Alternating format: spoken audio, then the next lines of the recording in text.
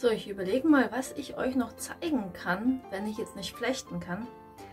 Und dann dachte ich mir, vielleicht kann ich euch einen kleinen Rundgang über meinen Garten zeigen. Ich habe auch schon selber etliche Videos mit Gartenrundgängen gesehen. Und eigentlich ist das Video mehr für mich als für euch, weil für mich ist auch mal der Fortschritt des Gartens auch mal sehr sichtbar und ich möchte es auch mal festhalten. Und mit Zeitperspektive guckt man gerne mal, wie es mal vorher aussah und wie es jetzt aussieht. Aber vielleicht habt ihr auch mal Spaß daran zu sehen, was ich so im Garten treibe und wie sich das entwickelt. Ja, dann gibt es heute einen Gartenrundgang durch Marthas Flechtwerks Garten. Viel Spaß dabei! So, das ist also mein Garten. Das Gras wird hier nicht mit dem Rasenmäher gemäht, nur mit der Sichel und nur so punktuell, je nach Lust und Laune und verfügbare Zeit. Also steht stellenweise etwas höher. Hier ist mein Harlekin-Bäumchen, was ich dieses Jahr geflochten habe. Gibt es auch im Video. Kann ich gerne verlinken. Und hier ist mein Gartenhaus mit einem Vogelhäuschen, was leider nicht bewohnt wurde dieses Jahr. Ich hoffe mal, dass es nächstes Jahr ein Vogelchen kommt und da sein Nest baut. Hier mein Gartenschuppen. Ja, mit der Hand ist es echt schwer. So, im Gartenschuppen ist größtenteils mein Weidenlager. Hier ganz viele schöne Weiden, die nur darauf warten, geflochten zu werden. Hier noch ein bisschen Stroh und Heu zum Mulchen und ein paar Werkzeuge. Hier die Schwalbe. Hier der Teil von meinem Schuppen ist auch so ein Außenlager für etwas, sage ich mal, nicht ganz so wertvolles Material. Also auch wertvoll und sinnvoll, aber auch zu lang, um es drin zu haben.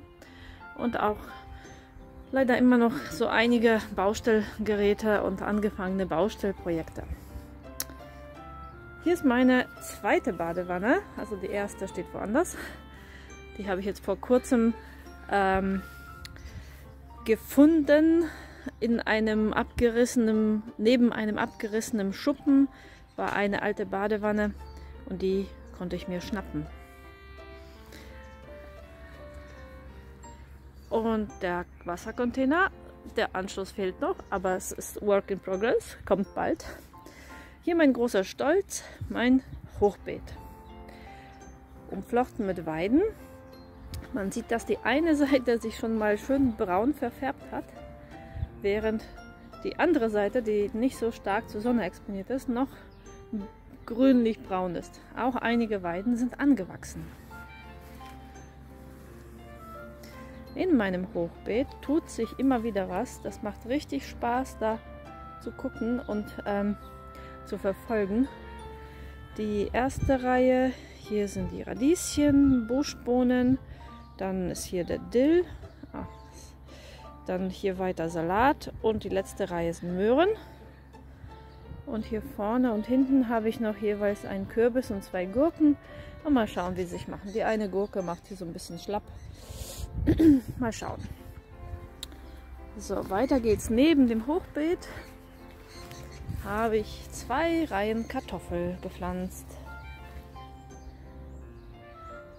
So, hinten unter dieser Kuppe ist ein Kürbis. Da hier öfters mal Tiere vorbeigehen, habe ich ihn abgedeckt, damit ihn keiner zertrampelt. Und hier die Kartoffeln wachsen richtig schön. Ich freue mich richtig mal auf die Kartoffelernte. Allerdings ist die Erde hier nicht optimal, die ist sehr lehmig, aber ich habe, was ich habe. Also genau, dieser kleine Baum, das ist eine Buche, die ich hier gepflanzt habe. Ja, hat man auch mal in einem meiner Videos gesehen. Da hinten ist noch eine zweite Buche. So. Und hier ist noch eine dritte Buche. Und hier hinten habe ich so einen kleinen auch mal Zaun gemacht, der es verhindern soll, dass die Erde zu weit nach hinten rutscht. So ein quasi Hangsicherung Zaun. Und hier ist noch ein selbst ausgesäter Ahorn und daneben eine Eberesche, die ich auch gepflanzt habe. Das soll hier so ein bisschen Sichtschutzhecke, aber mit Vielfalt, und mal schauen, welcher Baum sich dann dauerhaft hier behauptet. Hinten im Gebüsch sieht man noch eine Hainbuche, die ziemlich doll umwickelt vom Hopfen ist. Und ich versuche mal diesen Hopfen da ein bisschen im Rahmen zu halten, dass er mir hier nicht alles überwuchert. Genau, aber irgendwann wird er wahrscheinlich über den Zaun klettern. So, hier weiter in meine Ecke, wilde Ecke, ist natürlich meine geflochtene Tulpe. Und die ist direkt unter eine wilde Kirsche. Und die Kirsche hat dieses Jahr auch mal ganz viele Früchte angesetzt. Hier sieht man, ich hoffe mal, das sieht man, ja, sehr schön. Die sind immer nicht besonders groß und werden eher von den Vögeln gefressen. Aber es ist ja schön, eine Kirsche zu haben. Und hier gleich nebenan ist der Holunder kurz vor der Blüte. Ja, mal schauen, was es wird mit dem Holunder, aber sieht gut aus. Viele Blüten angesetzt. Hier wächst eine auch selbst ausgesäte oder ausgetriebene wilde Zwetschge.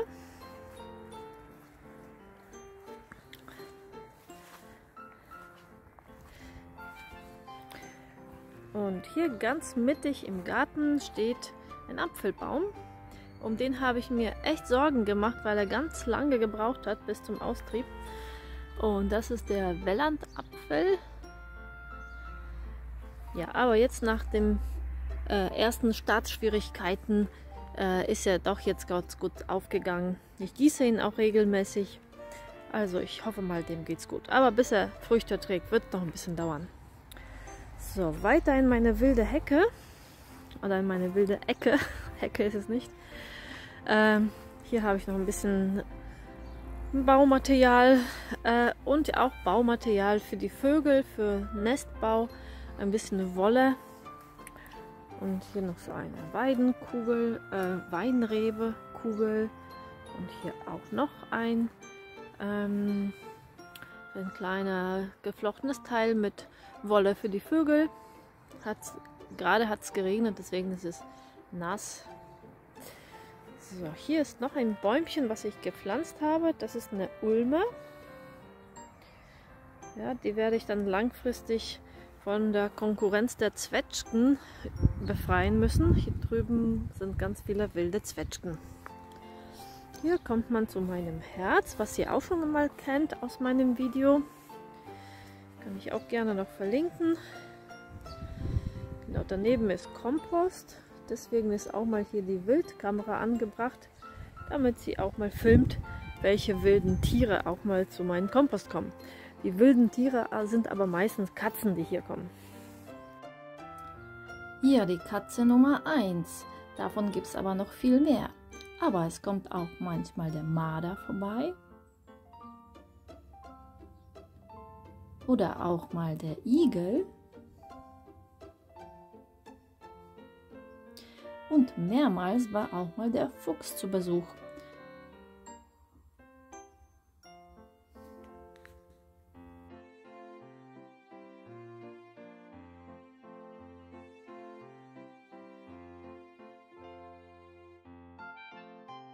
Tagsüber kommen aber auch Krähen vorbei. Katzen natürlich auch. So, hier sind meine zweijährige Weiden. Genau, hier ist eine Weide. Und daneben. Aber irgendwie finde ich, dass sie an diesem Standort nicht so super wachsen. Na, mal schauen. Vielleicht, das ist jetzt die zweite Saison, in der sie wachsen. In der ersten Saison waren sie auch mal ganz schön überwuchert. Aber vielleicht dieses Jahr wird es besser. So, hier kommen wir mal zu meiner Mini-Plantage. Mini-Weidenplantage. Genau, hier sind 3 Reihen Weiden. alle noch recht klein.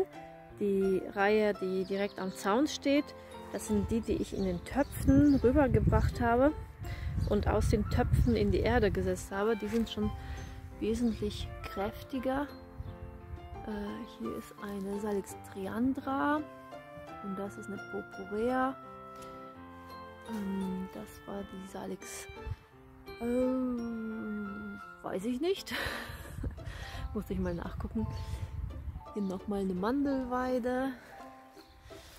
Bei der muss ich auch nochmal nachgucken. Und das ist auch noch eine Purpurea. Und hier die zweite und dritte Reihe, das sind so ganz kleine.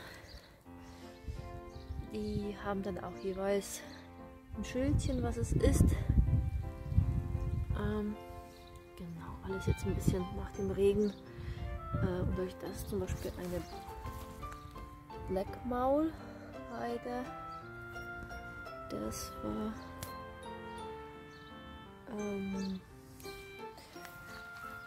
das hier ist die Flanders Red. Auch mit dieser schönen roten Trieben.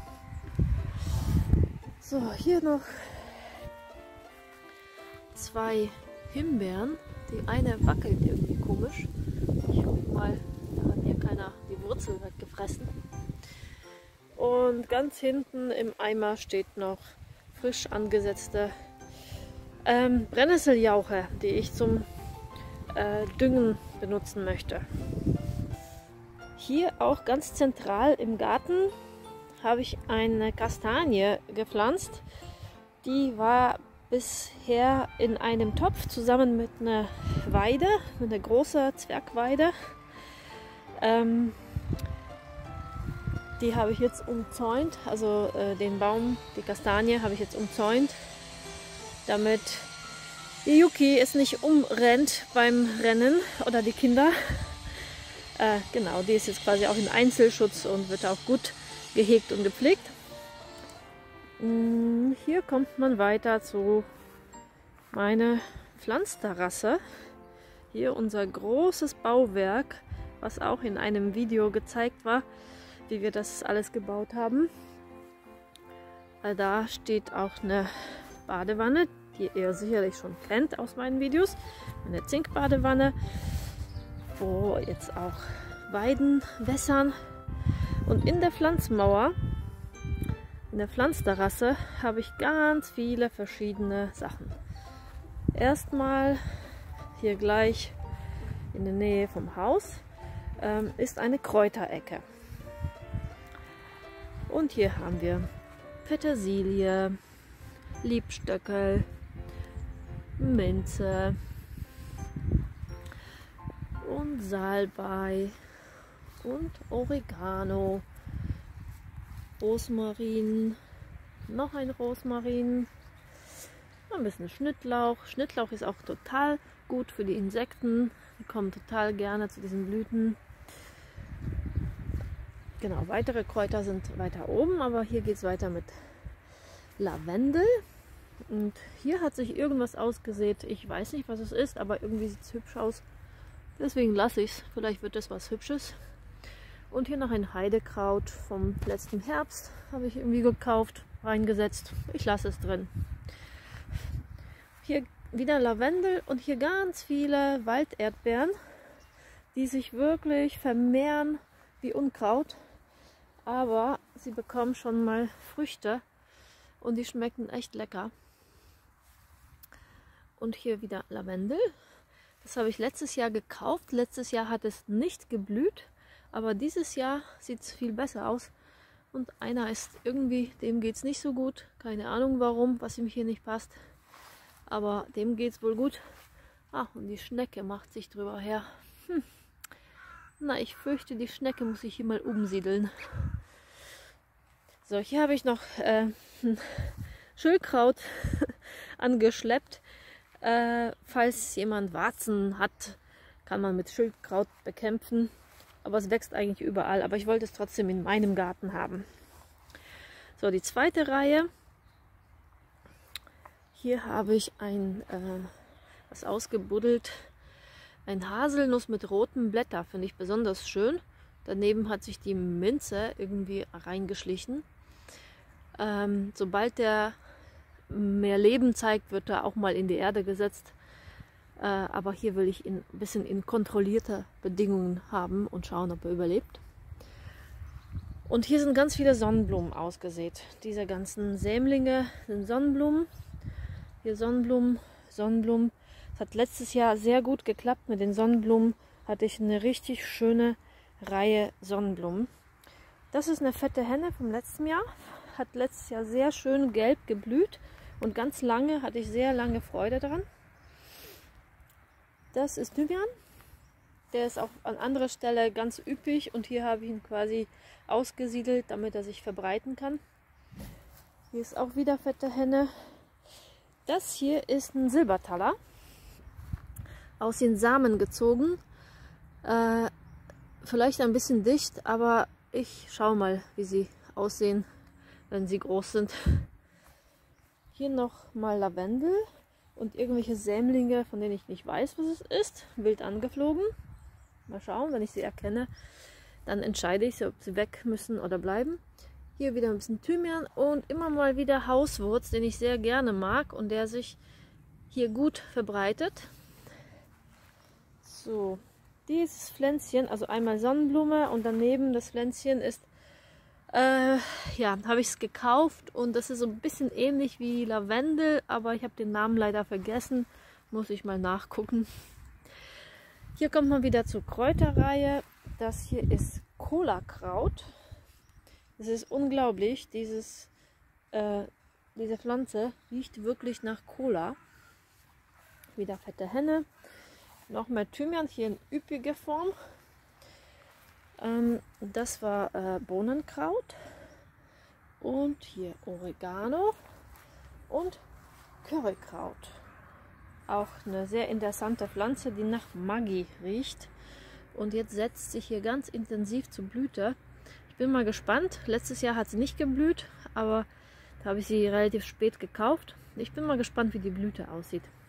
Genauso wie Thymian. Thymian hatte ich letztes Jahr auch nur als grüne Pflanze. Und dieses Jahr blüht es richtig üppig. Allerdings sind bestimmte Fliegenarten, die gerne zu dem Thymian kommen. Ja, aber halt eben auch insektenfreundlich. Und hier ist nochmal eine andere Sorte der Minze. Die hatte ich früher, die war sehr üppig und sehr viel. Jetzt ist sie hier ein bisschen unscheinbar, aber vielleicht kommt sie noch in die Gänge. So, die nächste Reihe. Hier habe ich ein bisschen aus Verlegenheit Stiefmütterchen gepflanzt, weil ich sonst nichts anderes hatte. Und dann habe ich Kapuzinerkresse-Samen reingesteckt. Also das Ziel soll hier ganz viel Kapuzinerkresse wachsen. Hier auch Kapuzinerkresse, hier an manchen Stellen ganz gut angewachsen.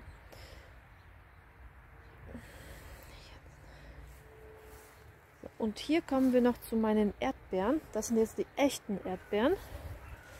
Hier ein bisschen Hauswurz, wieder Erdbeere, Erdbeere und hier ganz viel Erdbeere, die auch schon schön Fruchtansätze hat.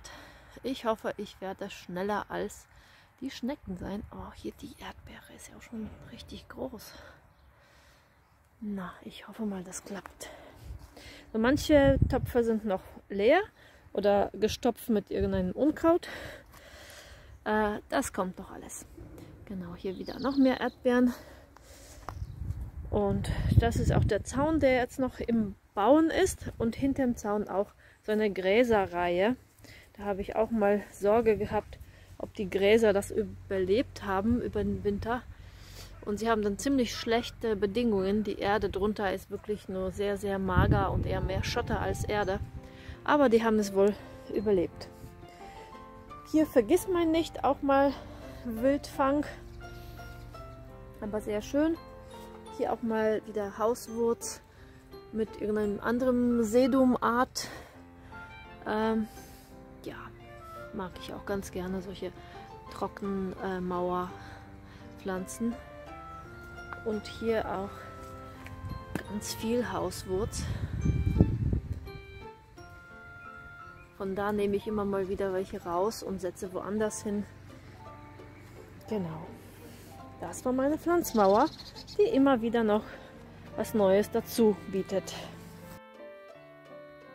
Ich könnte eigentlich jetzt gleich ein Update machen, weil in wenigen Tagen hat sich schon wieder mal was verändert. Die Pflanzen sind gewachsen, aber da warte ich noch ein paar Wochen und mache ich dann vielleicht noch ein Video. Ja, und sobald ich wieder kann, verspreche ich auch wieder Flechtvideos zu machen. Also bitte ein bisschen Geduld.